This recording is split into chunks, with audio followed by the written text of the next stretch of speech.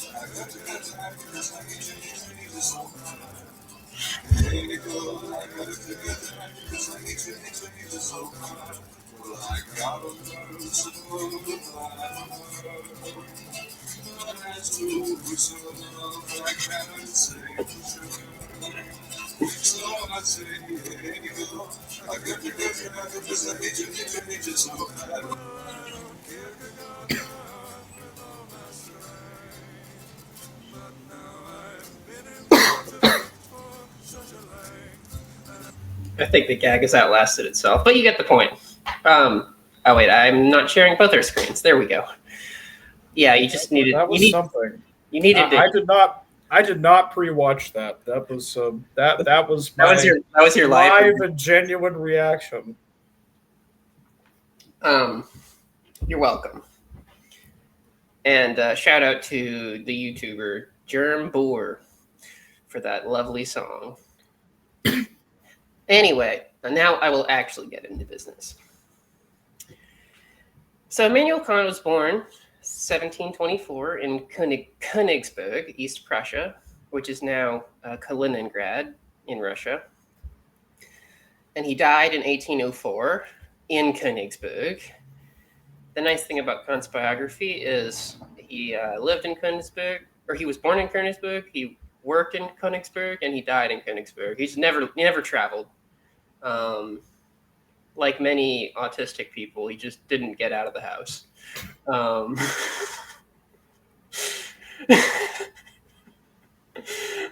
on one today, apparently. Ableism 2 minutes into the episode. We're really breaking records out here. No, I apologize, but he didn't. He just wasn't one to travel, and so that makes if you're talking about his life, it's easy because he was just always in Königsberg. Where was he in this date or time? Königsberg. And also, I should specify. Obviously, we don't know if he's autistic. I have a suspicion that Kant was autistic, and I know someone could say like most philosophers are autistic, but some of them you don't get the sense. Oh, no. I'm being ambushed. Say hello. Hello, Shiny. That was his cat, Shiny. Um. Anyway, this is yeah. I just get the sense Kant was autistic because he lived a very like rigid like life. Like he did everything on the Yeah. dot to the point where like people set their watches to his daily walks. Um. I mean, not to say he was a hermit. I mean, he was sociable. He had friends. He liked to play billiards, um, as a lot of philosophers do, strangely. But yeah, he just seems like a very neurodivergent individual. But that's a very ahistorical statement. I'm just talking to talk. The other thing about Königsberg was that it was a Baltic port city, which meant that it had a lot of influence and connection from the outside world. Because you would wonder, like, this obscure academic who's from like the perspective of Western Europe out there in the frontiers, just like far away from everything. But because of the way the city was situated, um, a scholar like Kant could receive a lot of influence from all across Europe, um, even though his personal world was a bit geographically constrained.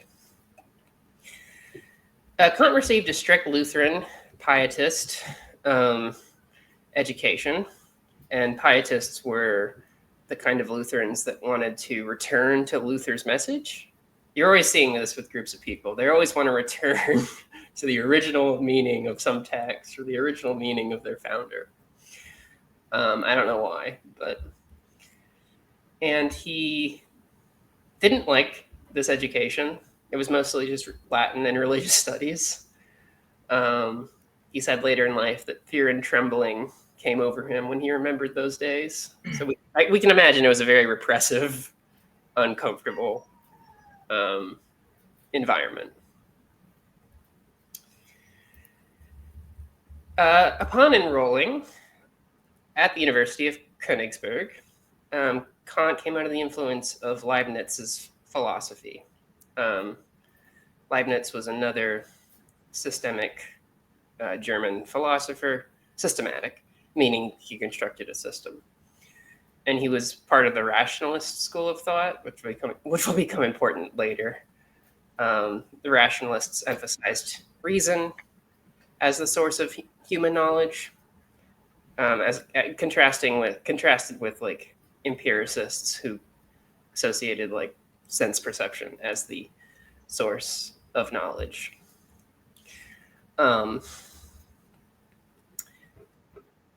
And obviously, Kant was a prodigious student. You can jump in anytime, by the way. I'm just laying the groundwork. But You're doing wonderfully. I didn't have much to add to that. I was going to mention the empiricist thing, but then you took care of it. So many of his early works were actually in what we would now call natural science, not philosophy. Because of course, back in the 18th century, if you were a philosopher, you could genuinely be. They didn't have the specialties we have now, so you could genuinely talk about geology and ethics and astronomy and mathematics, and you could easily be familiar with the whole range of human knowledge, which is much harder to be nowadays. Anyway, so like he published 3 papers on the famous 1755 Lisbon earthquake, the one that inspired Voltaire to write his novella Candide. He published on astronomy. In one paper, he argued for what is called the nebular hypothesis, which I think is more or less accepted today by contemporary astronomers. It's just the idea that the solar system was formed from a large cloud of dust called a nebula. And then he also, so good for Kant, he predicted some contemporary astronomy, or deduced it. He also just lectured on a wide variety of subjects, because like back then, universities were dumb because they didn't like give their professors their salaries.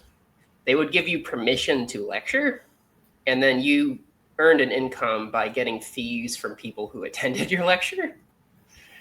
And so what Kant did to eke out, a meager income as an academic was to lecture on literally as many subjects as he possibly could to make as much money as he possibly could. So he would lecture on geology, geography, all kinds of subjects. He was generally like a polymathic thinker, which I envy. But anyway, so obviously for the first bit of Kant's career, he accepted like a Leibnizian rationalist worldview. He broadly accepted, Christian theology, although some would argue even in his earlier works he's inching towards more heterodox ideas. So as I was saying, Kant was broadly accepting, what he was being taught in school, a rationalist metaphysics, Christian theology. But then he came across the work of the Scottish philosopher David Hume. Shout out to Scotland, because I have way too much Scottish ancestry. So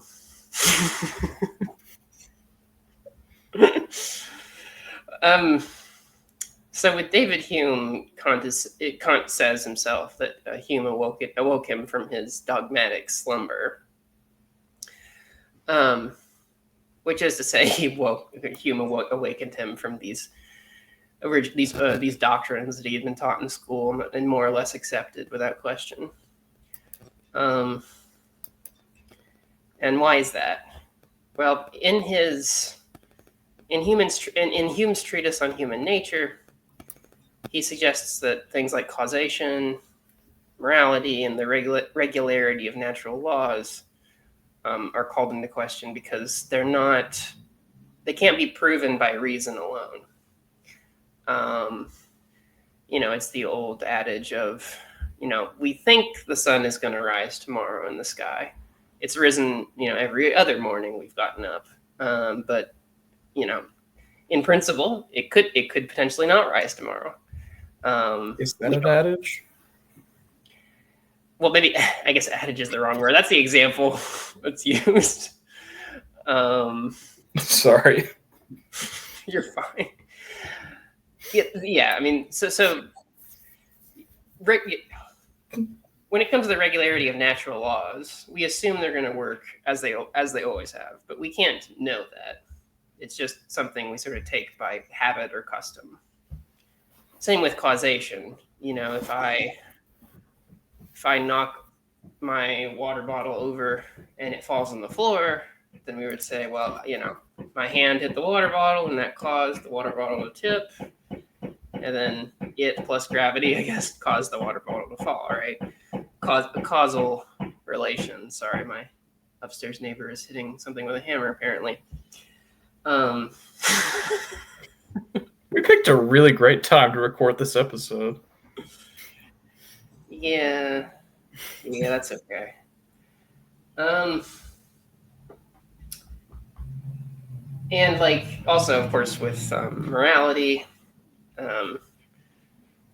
Hume didn't see any. Hume didn't think that we could rationally prove any moral axioms. He thought it was more about our passions, our feelings, our sentiments. That's what why we think certain things are moral and certain things aren't moral. He actually says once, he says, reason is and ought to be the slave of the passions, which is, of course, an interesting, the ought in there, of course, makes that a very interesting phrase. Why ought the reasons be subservient to the passions? But that was his perspective. So as this relates to Kant realized then that, we needed a new, or from his perspective, we needed a new way of justifying theology. We needed a new way of justifying the natural sciences, like Newton's physics. We needed a new way of justifying morality. And so in this sense, like Kant is kind of a conservative figure, not politically, but in the sense he's trying to conserve certain fields of study and certain knowledge claims. And so he sets upon himself a project of justifying all those things in a post-Humean world. The skeptics like Hume are always ruining things for people, but making people think about stuff. I like blindly assuming things. They ever think about that in philosophy? Well, I wouldn't put it like that. I was joking, but I mean, a skeptic like Hume does make you question certain things that you might otherwise not question, which I mean isn't a bad thing necessarily, but it can be frustrating if you're trying to maintain certain beliefs. I know. I was going along with the bit. Oh, okay. I should clarify for my earlier comment claiming Kant was autistic. I am autistic, so I can make these jokes. It's not ableist. Please don't cancel me on Twitter. I'm a good person. But anyway. So back to Kant. So to solve this predicament he found himself in, he proposed what he called transcendental idealism. And to understand what that means, like we need a little bit more context. So take the ideas of space and time. We talked about this in my metaphysics class, I remember, but so for Leibniz, space and time were just relations between things. So that, the time and space didn't really exist out there. It was just objects had certain relations in terms of, I guess, distance, or in terms of across the dimension of time. Whereas for Newton, space and time were substances. So they were real aspects of the world. They weren't just relations between things. And Kant carves a different path with his transcendental idealism. What Kant says, interestingly enough, is that space and time are necessary constructions of the mind. So in order to perceive objects, or in order to perceive what he calls the world of appearances, we sort of intuit or posit, our minds do, that things exist in a space and across time. So yeah, taking the bigger picture, for Kant, there's the noumena and the phenomena. So the phenomena, world of appearances, the world that biologists and chemists and physicists are studying, the world, that we inhabit. We go to the grocery store, go to the park, etc. Okay, that's all fine and dandy. From the Greek phino, to appear. Then there's the noumena, or the nominal world. That is how things are in and of themselves.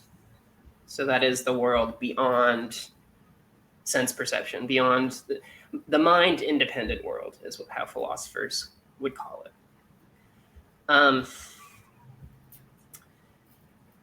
And so the thing is, I think, so to save Newtonian physics and theology and morality, Kant basically only concerns himself with the world of appearances.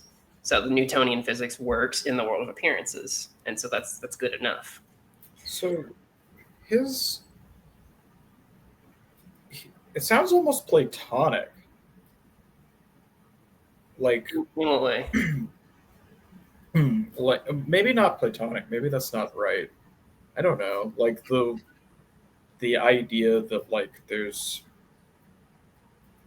that there's like a higher form of things that is beyond how it appears and interacts with us. Yeah, I think I see the connection you're making. I mean, I don't think in Kant's view the noumena is like a higher place per se. It's just the world that the aspects of the world, I guess, that we don't have access to. Whereas, like, I think for someone like Plato, he sees the everyday world. I guess we could also call that the world of appearances, I guess, for the sake of argument, as an offshoot of like the heavenly forms. Right. Yeah. He thinks of like things in the world like as we see them as like basically degraded forms of Yes. his idealized forms. Whereas I don't think Kant really has an idea that it's like better per se, but he does. Am I wrong to say that he does seem to understand like the world that we see is like kind of incomplete? Like there's that like things that the way we interact with them is not actually how they are. Okay. Yeah. Good. I think broadly speaking, the answer to that question is yes. I actually get this might be where Kant scholars are debating. So this is an area I'm a little uncertain about myself. You don't consider yourself a radical neo-Kantian? I'm not a Kant scholar, definitely not. But although I've joked about becoming a Kant scholar to get a job, I think. Oh shoot! I had a thought and I lost it. I think for Kant. Oh yeah, I remember now. I think there's some. This is my reading anyway. Again, I'm not a Kant scholar, so someone could correct me on this, but I'm never quite sure what Kant's view of the noumena is, because I think in some passages it does seem like he is saying, yeah, there is a mind-independent reality, which someone like the skeptic would not be willing to accept, but you know, a realist, a metaphysical realist, I guess, would want to accept. In other passages, it seems like it's more of a conceptual thing for Kant. Like it's just sort of it's part of our schema that there's something beyond our. There's a mind-independent world, but there might not be. I mean, this course connects to with his transcendental idealism. That's of course when the whole German idealist tradition begins, Hegel and Fichte, and some of the people that were in that song. I guess as for this idea of like, well, is this world we have incomplete? I mean, I think Kant would say there's certain things that we kind of just can't know rationally. We can't know that we have free will. We can't prove rationally that we have free will. We can't prove rationally that God exists. There are significant limitations to what we can do with metaphysics. But that isn't where he doesn't leave it there. he goes farther than that. I don't know if there was anything you wanted to respond to there, but no, I don't really have any other thoughts on that. It's just a curiosity. I'll keep going then. So another big part of Kant's, and we'll get to the morality and God stuff closer to the end. I find you got to start with the metaphysics before you get into some of the other stuff. But so for Kant's also famous for what is called the analytic-synthetic distinction, which is which plays a huge role in the analytic tradition of philosophy. This is about like how we know things. So something we know analytic, which is generally but not always associated with a priori knowledge, comes from like the meaning of or the truth is the truth of that claim is in virtue of the concepts and the relations between the concepts. There's nothing in the outside world that determines their truth value. So you take I think the famous example usually given is all bachelors are unmarried. I don't have to go door to door to take a census to see how many bachelors are married, how many are unmarried, to know the truth value of that statement. Based on how we define the word bachelor, we can know a priori that they are unmarried, that all bachelors are unmarried. Sure. So with a synthetic judgment, which again we generally but not always associate with a posteriori, these caveats will come to make sense in a second. That's because, or that does come from something in the world, something beyond just the concepts and the relation between the concepts make the statement true.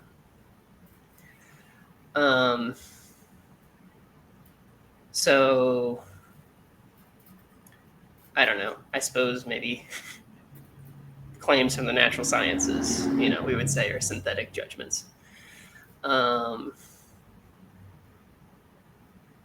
Kant does make one distinction. I think it's debatable, I guess, what people think of it. In terms of for mathematics and geometry, Kant actually thinks these are synthetic a priori judgments, which at face value seems a rather odd thing to say. But all it really means is those truths can be known by reason alone, but there still is something else besides the concepts that make them true. So, I'm trying to think of an example off the top of my head. So we know them.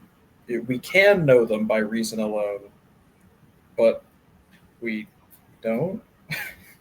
I'm not really sure I understand what the claim is. Yeah, this is an aspect of Kant. Well, there's a lot of aspects that are Kant that are tricky, but some people question the existence of synthetic a priori. But I'm trying to think of another way of phrasing it. So if you take the I don't know, you just take some basic arithmetical statement, I guess. 7 plus 13 equals 20.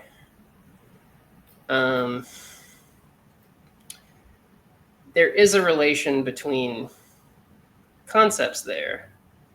We can know that by reason alone.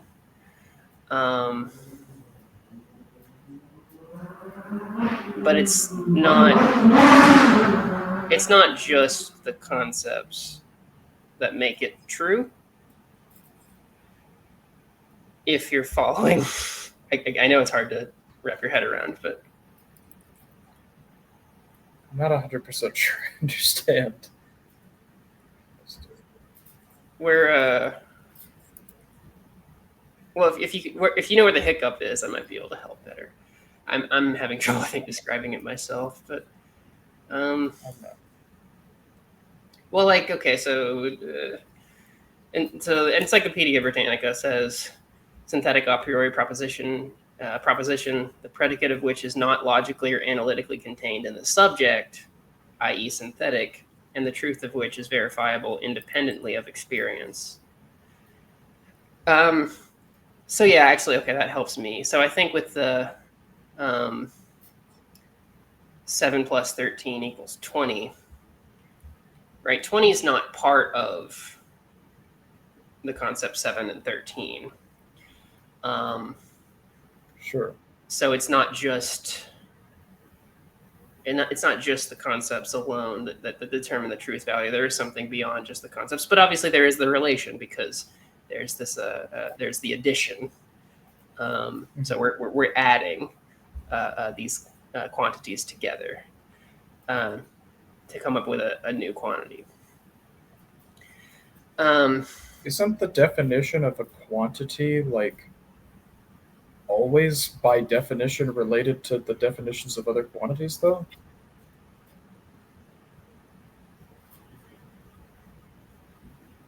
Well, I mean, I feel like the definition of seven, like if we, you know, pardon the odd use of the term, but like, you know, the definition of seven kind of um,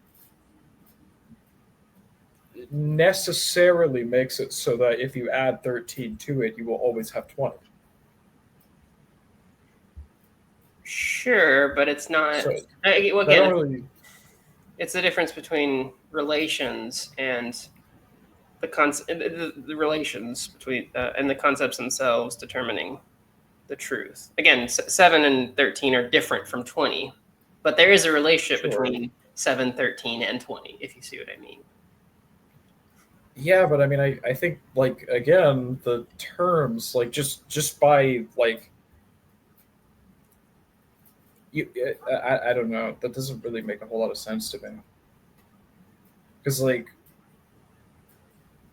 a synthetic or an analytic a priori judgment is you know yeah, like, you know, all bachelors are unwed.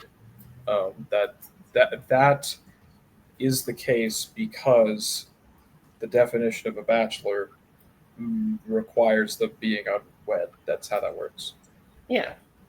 Similarly, the the definition of seven is that it's, you know, the number between 6 and 8. The definition of 13, you know, like if you sit and reason it out, there's no way to like. I mean, I guess it's. I don't even know how that is that independently verifiable. I don't even know. I guess what is meant by that in this context, because I mean, without like a concept of mathematics, you can't verify that 7 and 13 is 20.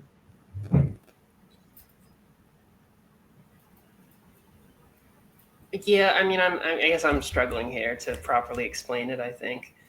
I mean, like I said, some people are skeptical of the idea of the synthetic a priori to begin with. You look at someone like Quine, a 20th century philosopher. He sort of saw the whole. He didn't think you could make an analytic synthetic distinction because you know, he thought that, well, I guess for lack of a better term, I mean the meaning of things. If something can get meaning only through usage and experience, and so so you might want to say, well, this is just a bad way of conceptualizing how we know things, how we know different types of propositions. It isn't a really important thing to consider in the history of philosophy, though, because it kind of connects to like, so the logical positivists, which I'm somewhat sympathetic to, although ultimately their project didn't quite get off the ground. You know, they thought that the only things that were true were things that were verifiable, and you know, the only things you could verify, again, are either math and logic because of the relationships of the concepts, or like the empirical sciences. Right. Of course, people say, well, you can't verify the verificationist principle, so that's an issue there. Yeah. So Britannica also says, so synthetic a priori is central to the thought of Immanuel Kant, who argued that some such a priori concepts are presupposed by the very possibility of experience. I mean, I guess we can leave it at that. Unless you have more questions about that particular concept. Could you repeat that?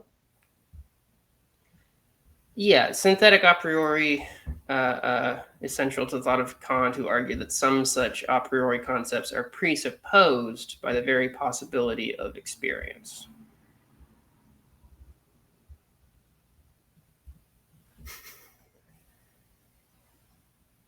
So I think I'm going off the top of my head here, but so I don't know, our concept of shape, for example. Mm-hmm.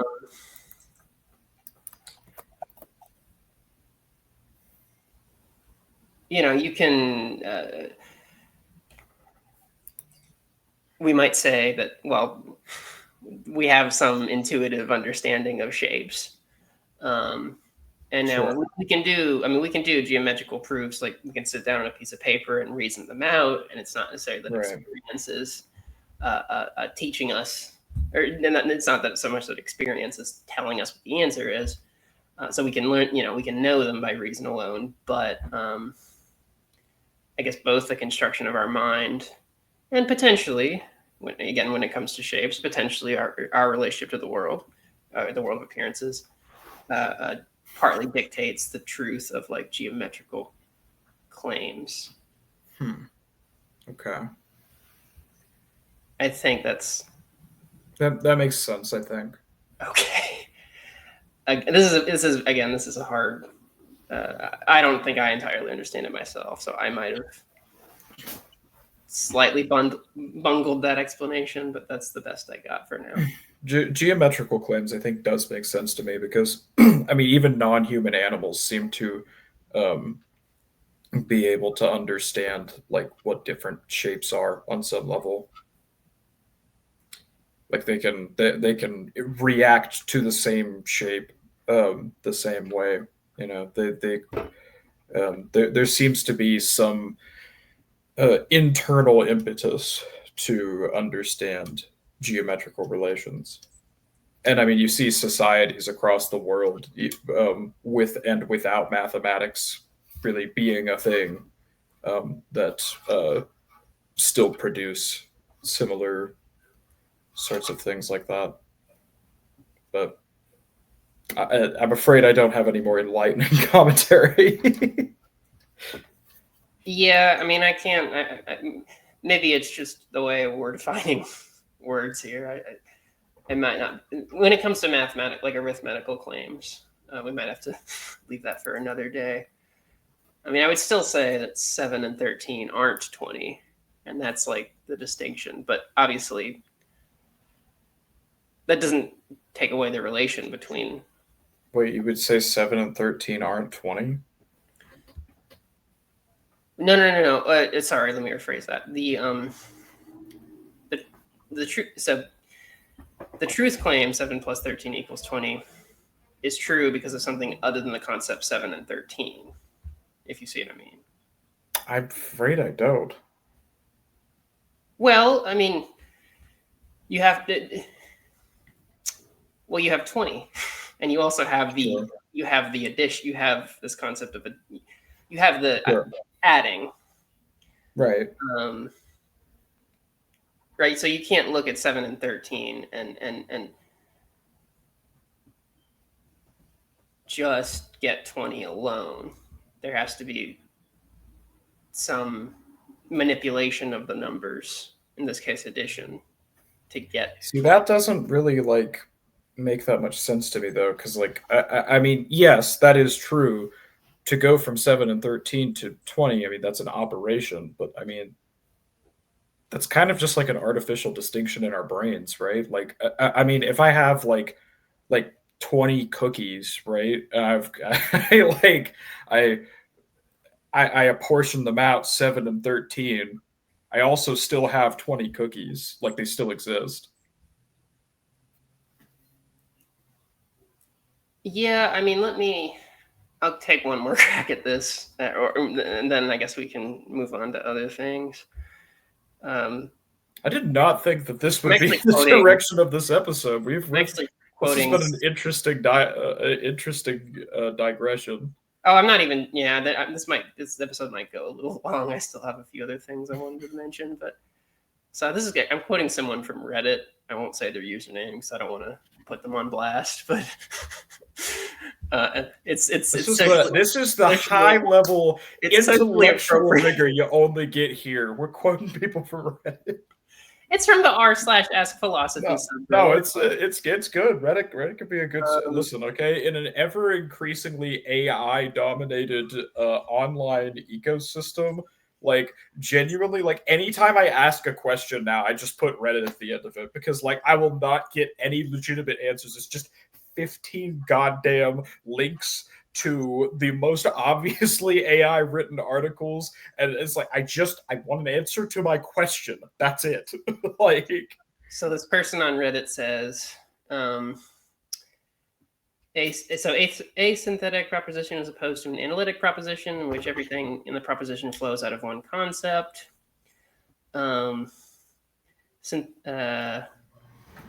You only need to analyze the concept to gain all there is to know in the proposition. Synthetic propositions, on the other hand, are propositions that in a way synthesize two concepts to make something new. Okay, I think that we're more or less in agreement about, right? Sure. Okay. So when it comes to synthetic a priori, Kant uses the example of 7 + 5 = 12. The reason it is synthetic, according to Kant, is because there is nothing in 7 or 5 that will allow you to get 12 by merely unpacking them. You must synthesize the two of them in order to arrive at 12. There is also an a priori because it is, like you said, or it is because it is independent of experience. Kant believed that we are born with certain categories of concepts that mediate our understanding of the world. And yeah, we can use those very concepts. Sure. So I don't know if that makes it more clear, but again, it's like just looking at 7 and just looking at 5 and thinking about those concepts alone, that doesn't get you the truth value of 7 + 5 = 12 because you have to manipulate those numbers. You have to combine those numbers. Whereas with all bachelors are unmarried, it's purely just concept based. This is what bachelor means, and so I think my problem is the addition is a purely psychological phenomenon. Like in the real world, if you have 7 and 5 of something, then you have 12.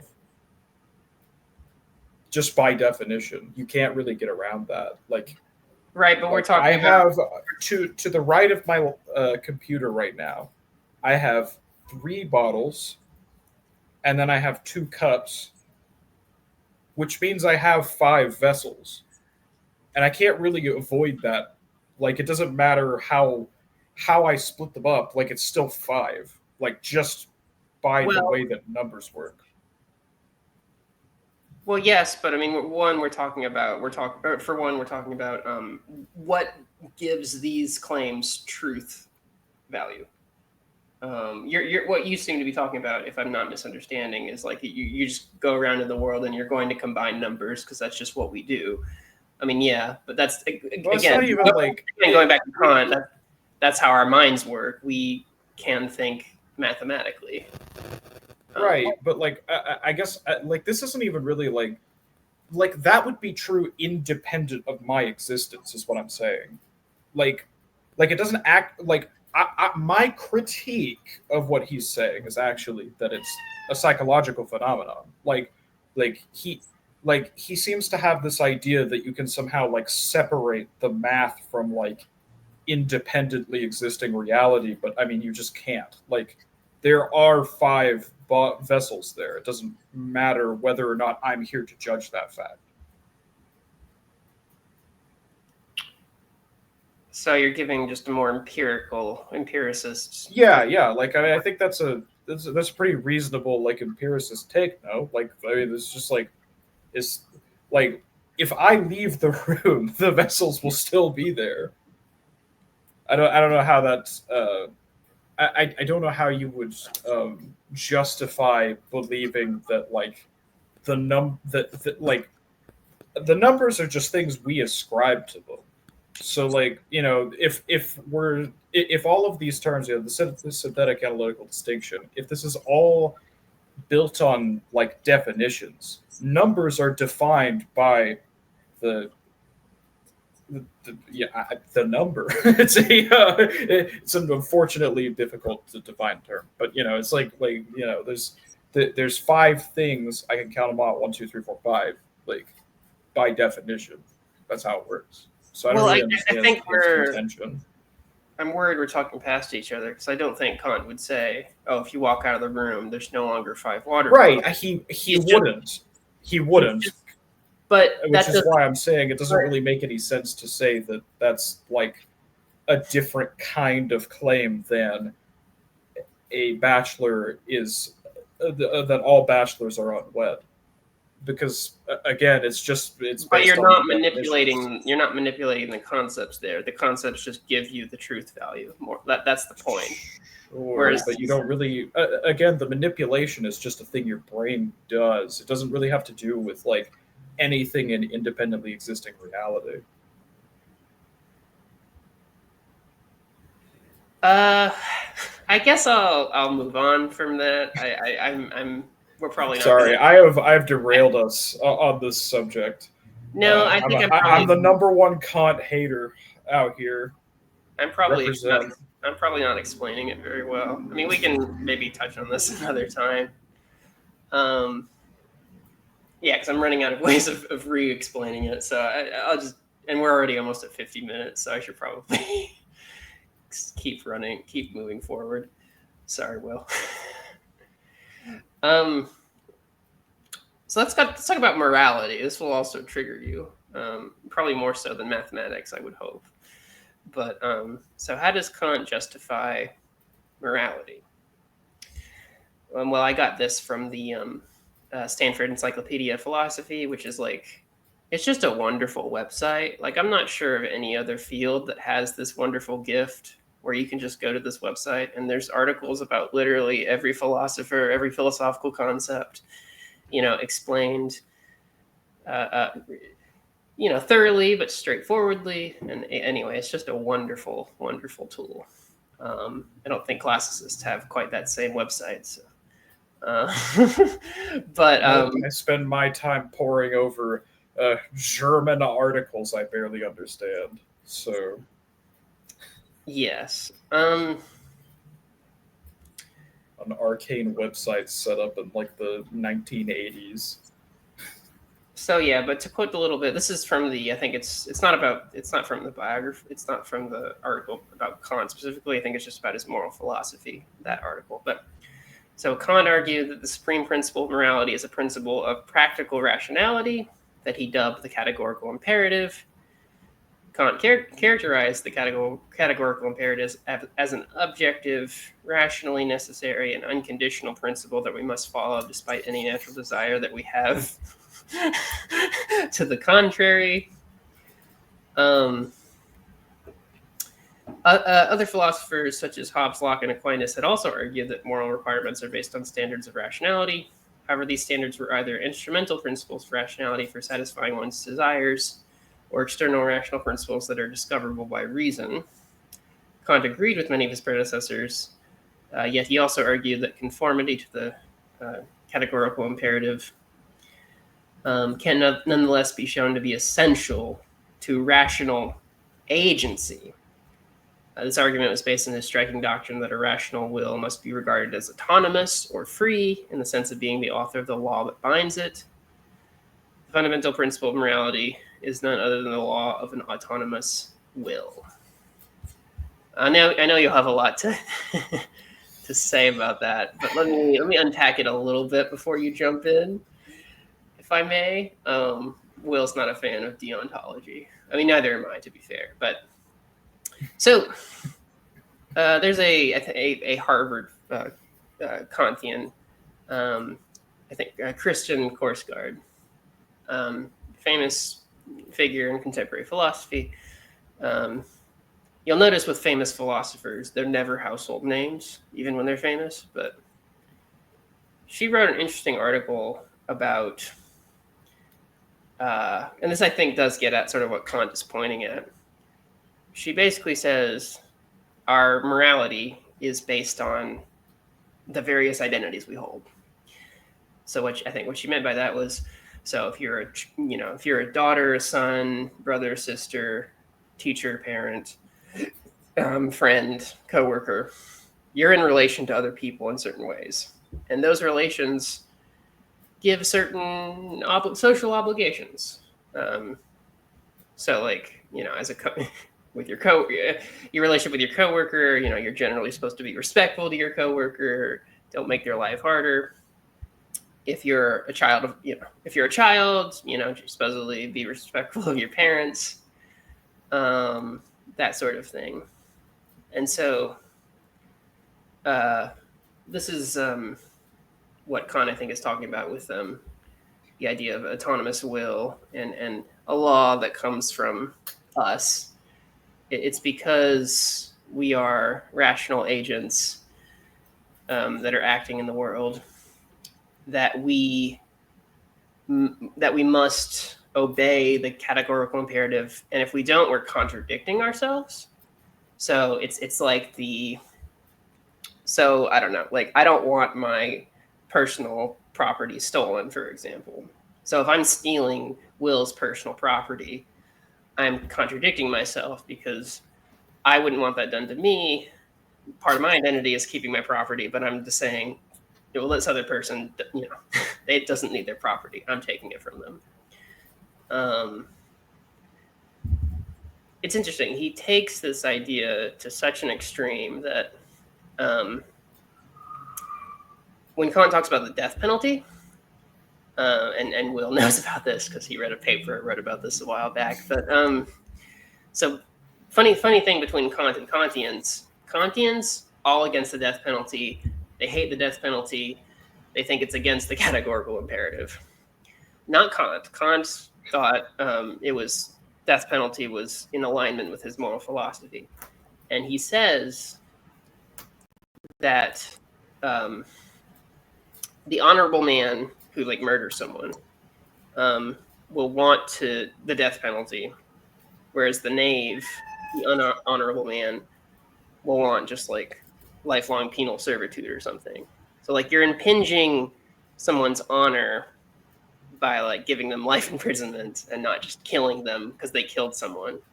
So again, he has a retributivist streak, and it's weird. It is a bit weird to me. He brings in honor.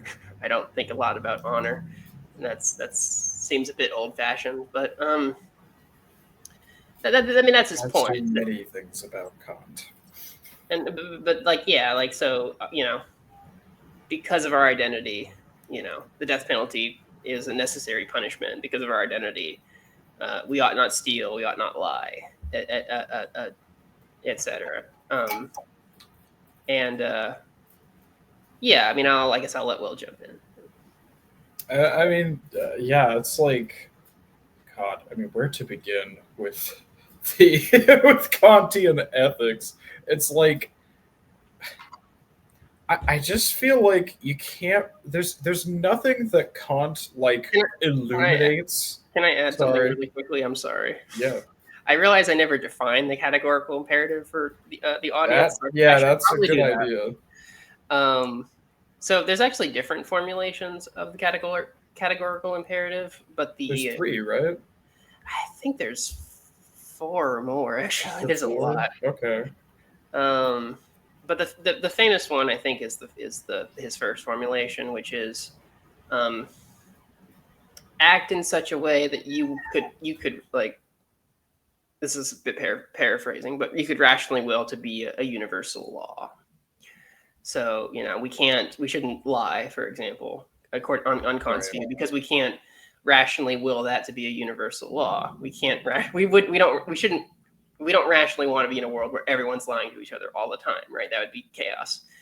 I mean, again, he has other ways of putting it. He has, he talks about the kingdom of ends in one. So like don't treat people as merely a means, but as an ends in themselves. Which is not to say you can never treat people as a means. Like when I go to the grocery store, the cashier is to some extent the means between me and my groceries, but I'm not treating them as merely a means because I'm, don't scream in their face, and I try to be nice to them and respect their space and whatnot.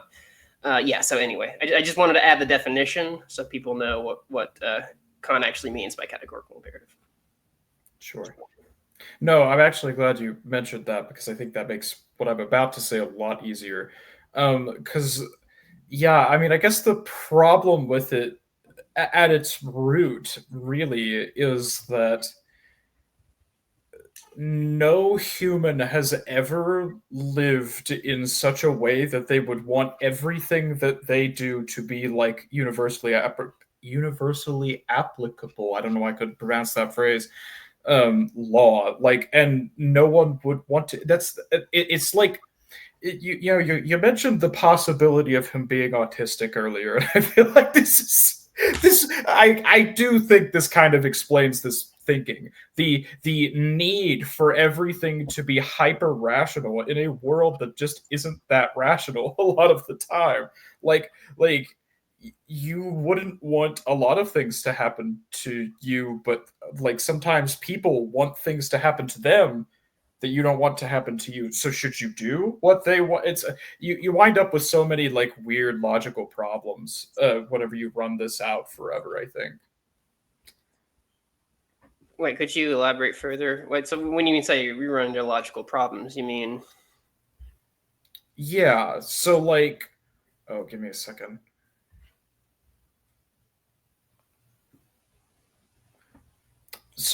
Well, maybe not logical problems. I mean, internally it's consistent. There's nothing wrong with it internally, but like externally applied, you wind up at like silly situations. Like for example, a true honest to god Kantian, like to the letter, would have to conclude like you got a school shooter, right? Like there have been several instances of people like lying to misdirect them from like cabinets full of children and stuff like that, right? A Kantian perspective would actually be that you should tell them the truth. Like now most Kantians would not accept that because most Kantians are moral, upstanding people. But if you ask Kant, I almost guarantee he would say you shouldn't lie to them because that would be in violation of the categorical imperative because your behavior reflects like a momentary end seeking rather than universally applicable. Universally applicable. I cannot say that phrase today, but universally applicable behavior. Like you couldn't extrapolate that out. It's like I guess like every good sort of like every good insight that you can get from Kantian ethics can be achieved by other systems better. It's kind of my problem. Like it kind of wants to solve a problem that doesn't exist. Kant's issue largely is that ethics is deeply irrational and the like morality is not rigid like he wants it to be, like his personal life, uh which is like, sorry, like that's just kind of how human civilization has always and will always work. We can't really like make every facet of life sort of endlessly applicable. It doesn't work that way. Yeah, I mean, I think the axe murderer example gets Kant into trouble. I mean, I think it's often misunderstood a little bit.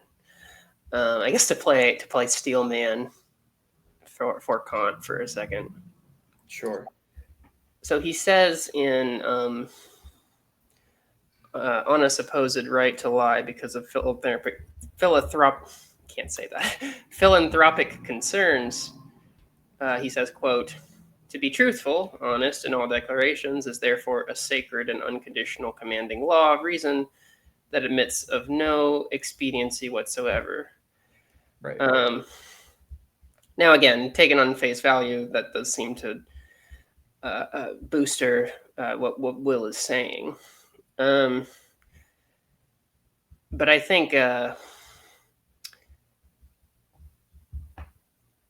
arguably I'm also getting this from Reddit, to be honest, but arguably this can be the emphasis should be put on the word declarations. This is from an Alan Wood essay. So, quote, "A lie is an intentionally untruthful statement that is contrary to duty. A falsification is an unintentional statement. Is an intentional untruth when it violates no duty or right. Not every intentionally false statement is a lie in the sense of a violation of a duty of rights. Many such statements are mere falsifications. In order to understand how falsification can be a lie, in the technical sense that it is a violation of a duty of right, we need to undertake yet another crucial piece of technical terminology, the term declarations. All these terms in Kant's vocabulary refer to statements that occur in a context where others are warranted or authorized in relying on the truthfulness of what is said and makes the speaker liable by right, and thus typically subject to criminal penalties or civil damages if what is said is knowingly false." This just feels like conflating the legal and ethical question here. Well, no, I think the point is rather so. What Kant is after in part is, when you're in a situation where people are expecting you to tell the truth, like they're in some sense relying on you to tell the truth. You're in your office, right, and you got to truthfully communicate with your coworkers so people can get their jobs done, right?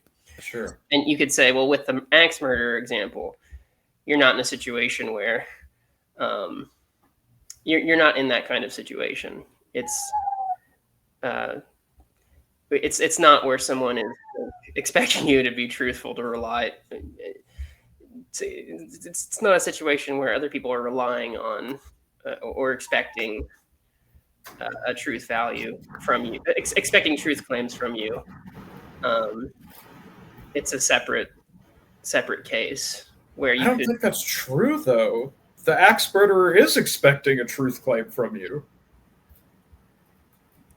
Well, but not one.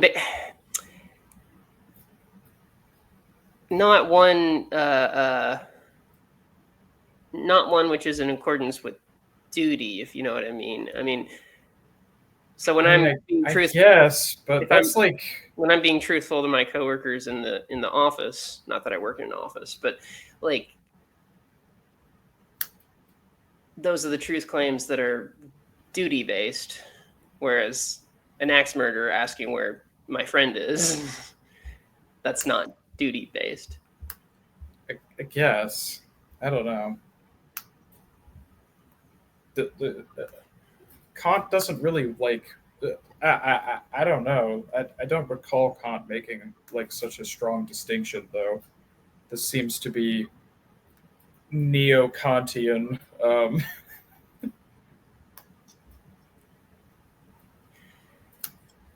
Reinterpretation.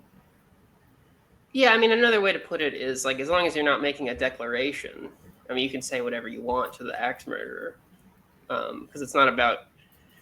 If you're not making a declaration, then it doesn't matter. If I say, I don't know,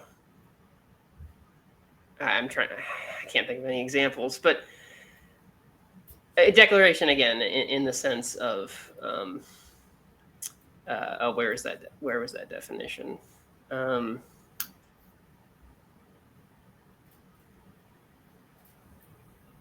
Refer to subjects that occur in a context where others are warranted or authorized in relying on the truthfulness of what is said. Authorized and warranted. This feels like a lot of hemming and hawing. Well, the other thing I guess I would say is, I mean, gets at the question, well, like, what is is the ultimate meaning of a philosopher what the philosopher, him or herself, or themselves said? Or is it, can later additions and reinterpretations, is that actually what the philosophy means? I mean, there's no answer to this, really, but so because one of my professors, I think, like, emphasized this claim. Like, it might be the case that, Kant himself didn't want you to lie to the axe murderer. That doesn't mean his philosophy inherently implies that you have to. Sure, yeah, right. And you could probably potentially make a good case via Kantian arguments that you shouldn't. Right. But yeah, so I guess maybe. Well, I don't want to cut you off if you have more to say. I was going to give another example of the way Kant thinks about morality. Yeah, I mean, it's just like, I don't know. It's a very again, it just all of Kantian ethics at root seems to be this sort of attempt to rationalize the obviously irrational.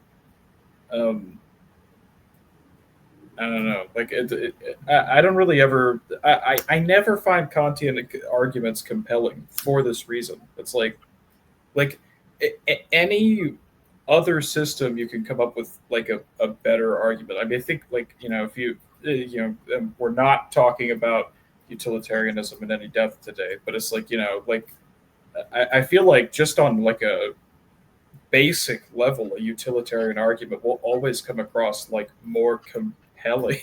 It's like you could argue to somebody that that this is good because it actually produces good outcomes in the world, or you could argue it based on like the abstract concept of a categorical imperative for all morality, which must exist rationally because otherwise other morals don't make sense. And it's like, well, yeah, of course they don't make sense. Like, we are like slightly evolved apes, and most of our morality is based on the fact that a few thousand years ago, if if you were like stealing other apes' girlfriends, then they would kill you. Like, most of our morality is kind of like rooted still in the fact that if we don't get along, then things go very badly for us. So it is, advantageous to get along. Well, let me give you another example. See if you'll come around.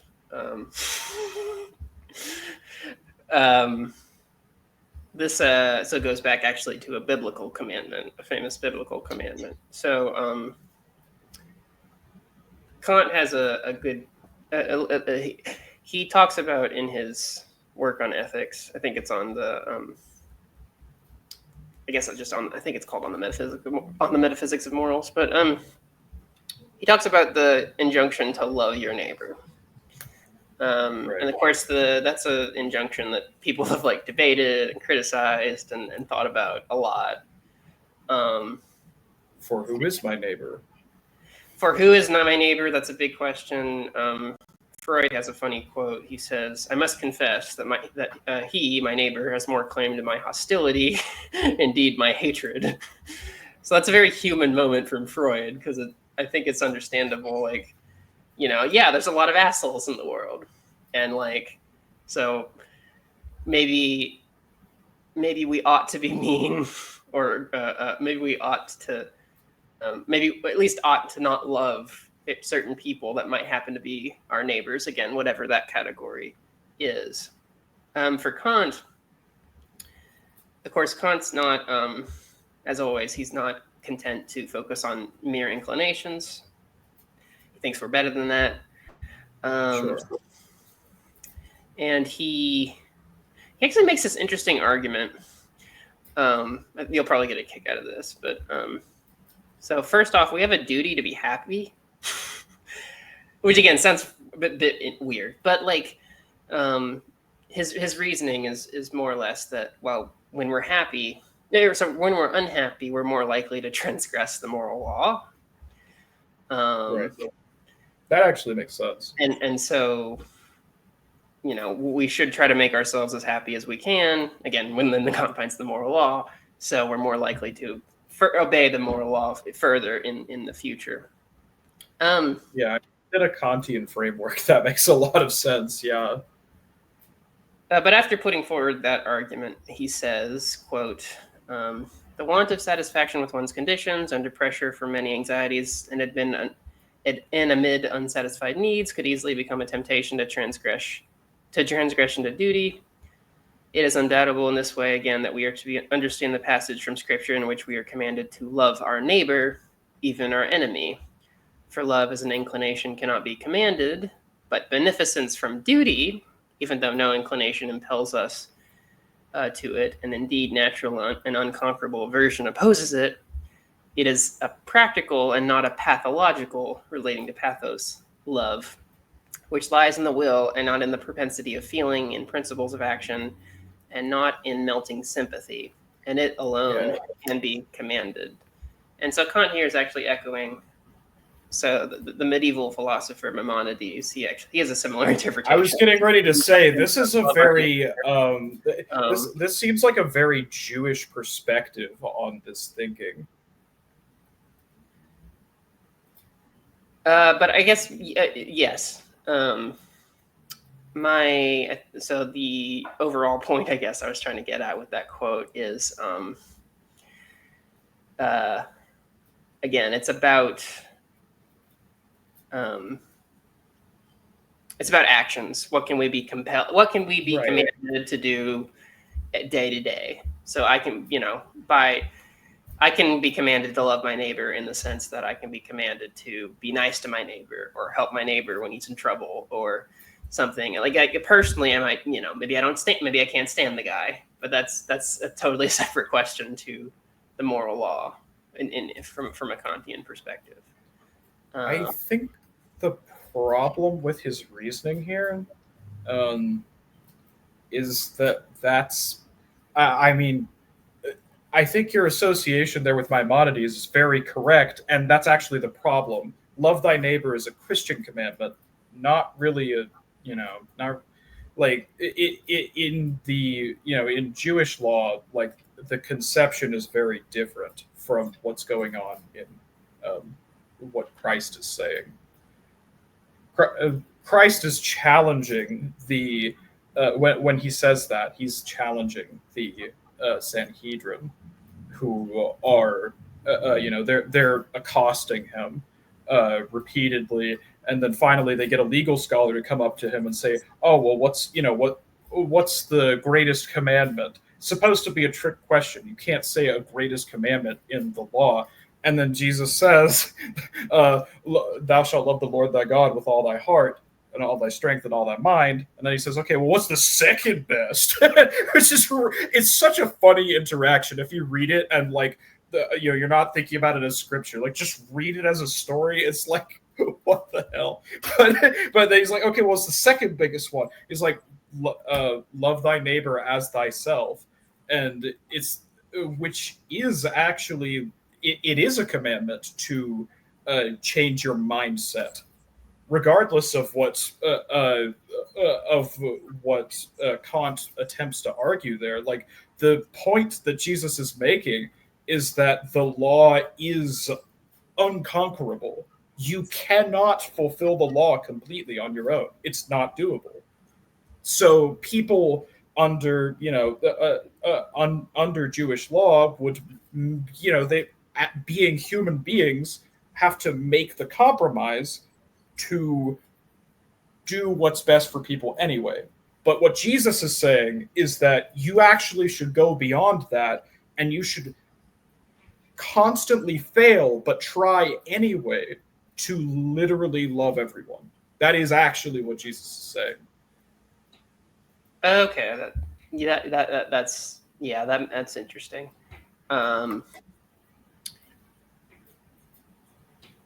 Okay, well, of course, Kant was not a very heterodox Christian. Was not a very heterodox. I think he was pretty heterodox. Well, I guess we can get into that. Were you trying to say orthodox? No, I was saying I don't think he was a very heterodox Christian. Like you think he was? You think he was like standard? I feel like he had a lot of odd positions. Sorry, did I say he was not heterodox? I said he was a Yeah. I meant to say he was a heterodox Christian. Okay. Yeah. Yeah. I would agree. I would agree with that. Yeah. In many ways, yes, he was not very orthodox at all. And because, like I mentioned earlier, I think, and maybe that's why his interpretation of that passage wasn't traditionally Christian. Sure. But yeah, so he did not believe that we could prove God's existence, and he wrote a lot. He wrote a lot explaining why certain proofs for God's existence ultimately didn't get you where you wanted to go. Right. What he does say, so this is from the essay, what is orientation in thinking? He says, quote, reason finds enough to do with those causes within the world which reveal themselves to the senses without needing to concern itself with the influence of beings of a purely spiritual nature. On the contrary, to assume such an influence would hinder it in its operations. So that's where his criticisms of sort of metaphysics come into play. But then he goes on to say, but it is quite a different matter with the concept of an original archetypal being, both as a supreme intelligence and as the highest good. For not only does our reason itself feel a need to make a concept of the unlimited, the basis of the concept of everything limited. This need, in fact, also extends the assumption that the unlimited exists. For without this assumption, our reason can find no satisfactory basis for the contingent existence of worldly things. So basically, again, this all goes back to our minds have to think a certain way, so we can accept certain things, again, just because that's sort of how our mind is constructed. He's kind of, in some ways, Kant's like a precursor to like a cognitive science perspective on things. But as this relates to religion, so he is saying like, our reason compels us in some respect to posit sort of an archetypal being, a creator, some basis for the existence of things, which again is not provable, but it's something it's a way of thinking, and it's also related to his moral system, because he does think I don't know if this is like almost cynical in a way, but Kant does think that we need, like, for our morality to function properly, we need both a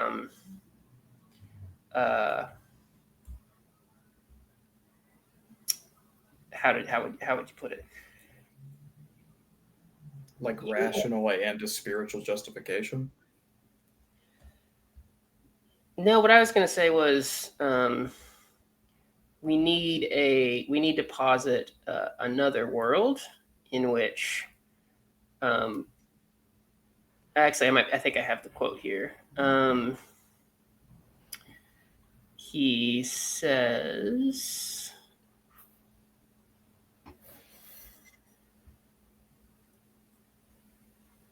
for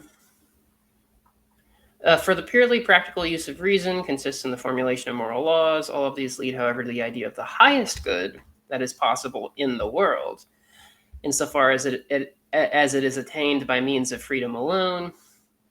To morality, on the other hand, they also lead to something which depends not just on human freedom, but also on nature, namely the greatest happiness, insofar as its distribution is proportionate to that of morality.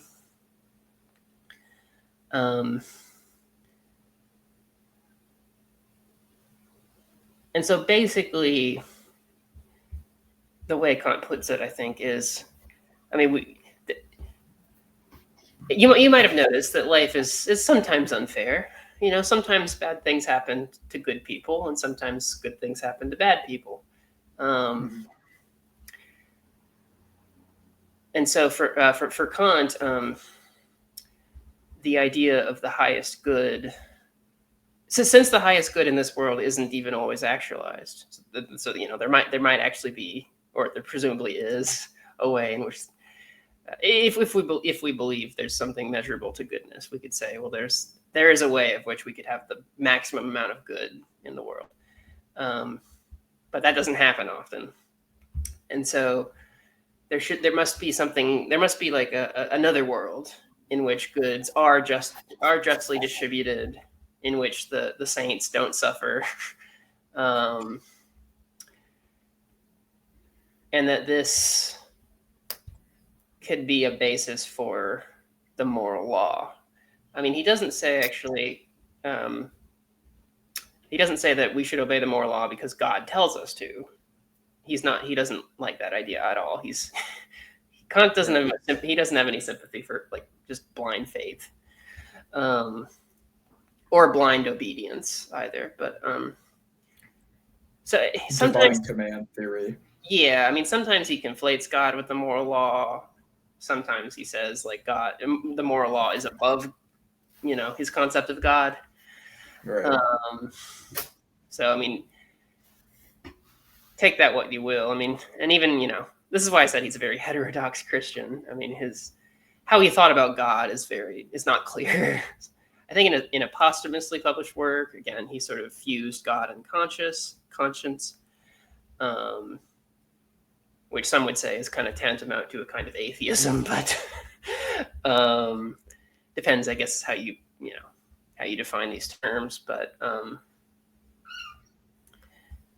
so yeah, again, it's he's finding a way to defend the Christian worldview on the grounds of its moral value, and to a lesser extent its metaphysical and conceptual value. So yeah, I mean, I'm probably repeating myself, but like again, always with Kant, you want to think, well, okay, he's trying not to throw out the baby with the bathwater. He's trying to say, how do we save traditional science? How do we save morality? How do we save theology? And then coming up with a new way of thinking about these things, so you can justify it in a post-Enlightenment world. How successful he was, I mean, that's debatable, because of course Kant he wrote so much that people just sort of took different things from Kant. They took what they liked from Kant and they sort of discarded the rest. What's interesting to me, I think, that like basically no self-defined Kantian is religious. I don't think I've ever met a single Kantian who was like a religious Christian. When, I mean, defending the institution of Christianity was kind of like he wouldn't ever really say it, but like it was definitely like part of his project. Yeah, I mean, I mean, he did think that he did think that like rational beings ought to commit themselves to like a rational religion, in part, I think, because he thinks we are less likely to disobey the moral law in a group. The rational religion, which is just conveniently the one he was born into. Sorry. Well, I don't know. I mean, it's funny. I mean, actually, Martha Nussbaum, who's a convert to Judaism, she actually claims that the kind of rational religion he was thinking was a version of Judaism. I don't know if that's true, but it's an interesting claim. The rational religion is mine. No particular reason. I just happened upon it. Well, no, I mean, out of the thousands and thousands of religions in the world, it's like mine just accidentally happened to be the correct one. Oops, guess everybody else better convert to mine, otherwise you're irrational. Well, again, I mean, I don't think he was as sloppy in his thinking as that. Right. And I mean, like, again, his relationship with the religion is sort of complex because, like, no one can agree how religious he actually was. Like, some people think he was more of an Orthodox Christian. Some say no, he's actually a deist. Others like he's actually more in the agnostic atheist camp. He was just like inserting certain passages to avoid, the censors. So I mean, as far as I know, in his personal life, he very rarely went to church functions unless his job required it. He didn't pray. Like personally speaking, it doesn't sound like he had much religion in practice. I suspect it might have been more. Again, he was a product of the Enlightenment, so it was the kind of rational concept of religion that didn't necessarily play into going to church every Sunday, Right. or praying to any saints, but a more, I don't want to say watered down, but a simplified. I think watered down is actually a fine way to describe it, if a little derogatory. I mean, it is like, it's very, very like nearly modernist conception of what religion should be. Like you take take all of the things that make it like religious out of it, and it's like it's just a uh, uh I don't know if that makes any sense, but it's like how in American politics, like most people that you interact with probably don't go to church very often at all. Like you see the, and yet like exactly what sect, what Christian camp they come out of based on how they interact with politics. It's really fascinating. Um, yeah. Yeah, I mean, it's in his life. I mean, it's there's an interesting episode. So he was most of his working life was spent under Frederick the Great, the rule of Frederick the Great, in which, as the author Lessing said, in matters of freedom of press, freedom of speech and press, that applied to religion alone. Like Frederick was just a very free thinking ruler for the time, especially for the time. He was sort of frenemies. He's also super fruity. He was frenemies with Voltaire, rumored to be a homosexual. It wasn't even really a rumor, right? Like, didn't Voltaire literally like complain about him basically sexually harassing him? Yeah, I mean, I think with Voltaire's memoirs, it's because Voltaire liked to exaggerate, as like a lot of writers do. Sure, but I mean, I feel like there has to be a kernel of truth in there, because he liked Frederick the Great. He was a Frederick the Great fan. He's like, yeah, like I would rather live under no despot except him. Like, it's like, okay, like cool. Great Enlightenment thoughts being had here, buddy. But it's like so there would be no reason for him to put something like that, which could be pretty damning to Frederick's reputation. I don't think there would be any reason for him to insert something like that unless there was some truth to it. That's fair. Well, I guess I bring up Frederick because so after Frederick died, I forget, there was another Frederick after him, a lesser known Frederick. Anyway, like, so after Frederick Wilhelm. I think Frederick Wilhelm. Yeah. Was that it? Okay. Yeah. So under Frederick Wilhelm, the Prussian government was like, Kant, you cannot publish anything else about religion. You're done, son. Like, we don't trust anything you're writing. We feel like you're undermining the Christian church. Right. Stop it, or you will face consequences, basically. And of course, Kant was baffled by this because he was like, "No, guys, I'm saving Christianity. Look, I'm saving religion over here. Like, very Petersonian of what are you talking about? Like, but so yeah, it's funny. Like his religious views did get him in trouble later in life. I mean, he wasn't ever thrown in a prison or anything, right? And I think he did more or less adhere to Friedrich Wilhelm's injunction. But then Friedrich Wilhelm died, and he started publishing on religion again. Right. Which is funny. He was like, hey, I didn't publish it under him. So. You think in court he started saying something about the Jungian archetypes? The Jungian archetypes? You don't understand! I'm saving God! You have to save God is dying in the West! You have to save your father from the belly of the whale! And the whale is a metaphor for the decay of Western civilization. You do a pretty good Jordan Peterson. It's pretty incredible. I love doing Jordan Peterson impressions. It's so funny. I didn't bother.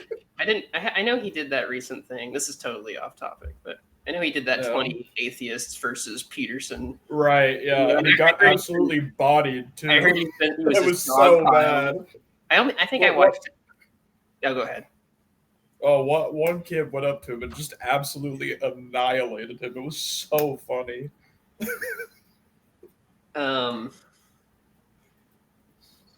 Yeah, I'd like to. Kant was at least. I feel like I hate to compare Kant to Peterson or Kant to Peterson. Yeah, no, sorry. I don't love Kant at all.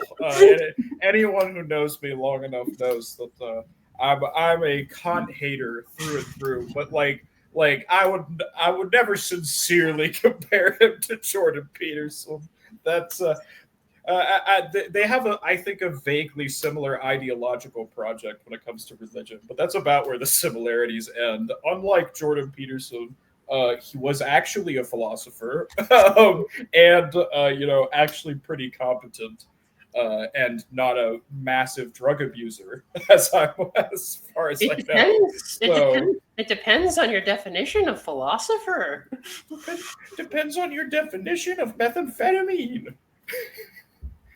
He's not. No, it wasn't amphetamine. It was some kind of opioid. I think he was on. Right? I don't know. It was funny.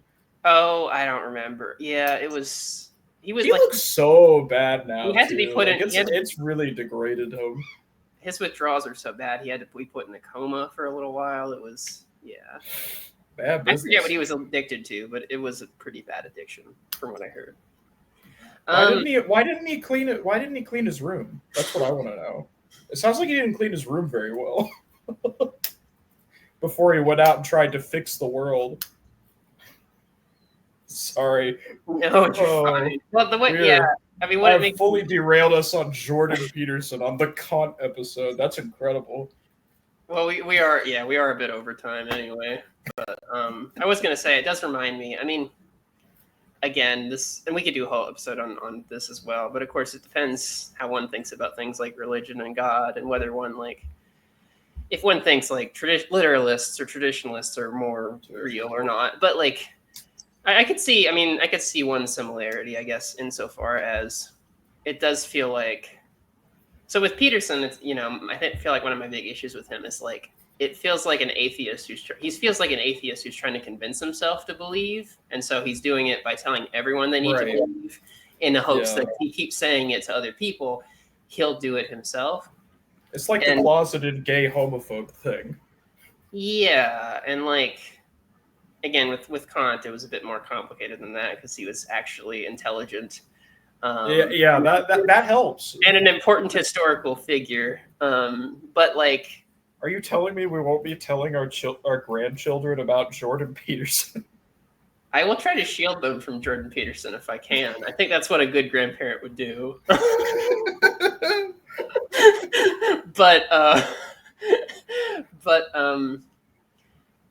I guess what I was thinking of with Kant, it is it's a somewhat similar situation. Again, it's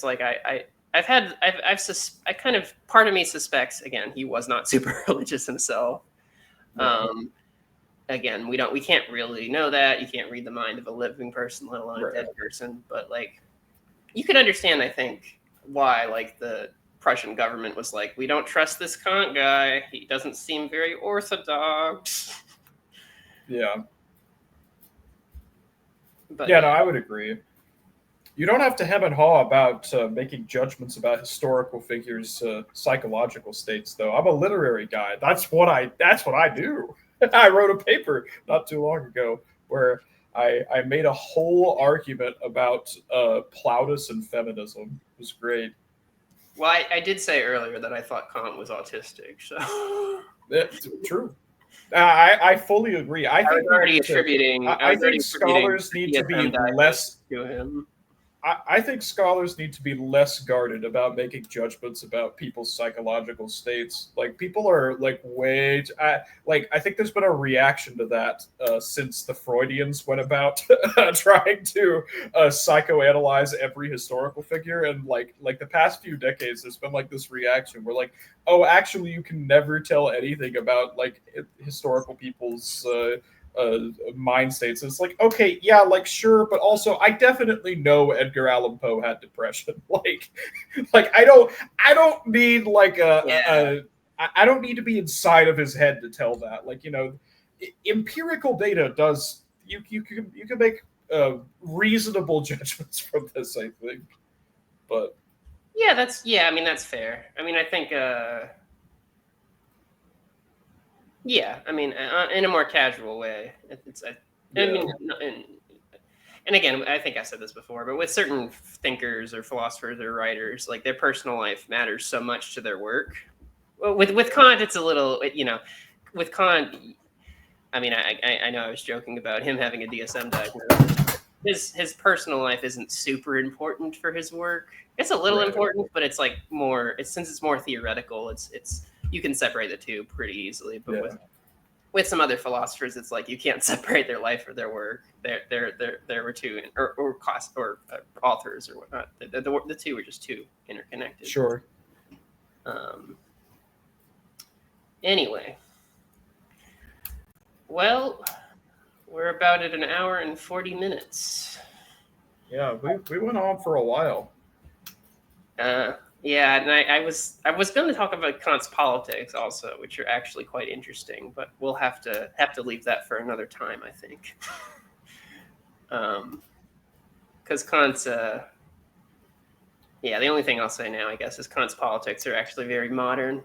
So it's interesting reading him because it does feel like reading like one of the like founding fathers, like reading Jefferson or something. Sure. But yeah, so maybe we can do an episode in the future about Kant's politics or something. Fun. But yeah, I don't know if there's anything else you had wanted to say. I think we hit it. All right. Well, I guess we haven't decided what we'll talk about next week, but we'll come up with something. So yeah, thank you everyone for watching, and we will see you next week.